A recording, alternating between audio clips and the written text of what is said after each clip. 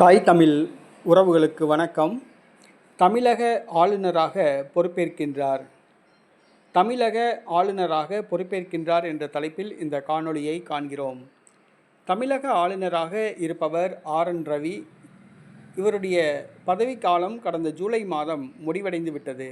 இவர் பீகார் மாநிலத்தை சார்ந்த ஒரு ஓய்வு பெற்ற IPS அதிகாரி ஆவார்.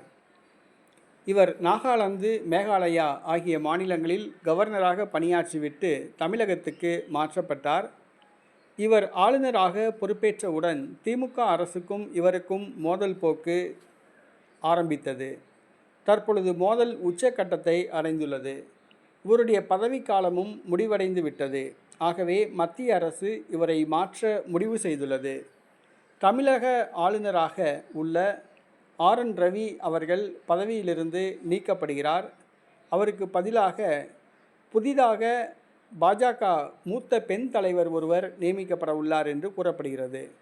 அவர் முன்னாள் மத்திய அமைச்சர் என்றும் கூறப்படுகிறது. உத்தரப்பிரதேச மாநிலத்தை சார்ந்தவர் என்றும் கூறப்படுகிறது. அவர் நேரு குடும்பத்தை சார்ந்தவர் என்றும் கூறப்படுகிறது. ஆக பாஜக மூத்த பெண் தலைவர் தமிழக ஆளுநராக நியமிக்கப்படலாம் என்று கூறப்படுகிறது. இது சம்பந்தமான அறிவிப்புகள் இன்னும் 2 நாட்களில் வெளிவரும் என்று கூறப்படுகிறது. மத்திய உள்துறை அமைச்சகம் தமிழக ஆளுநரை மாற்ற முடிவு செய்துள்ளது. விரைவில் அறிவிப்புகள் வெளிவரும் என்று கூறப்படுகின்றன.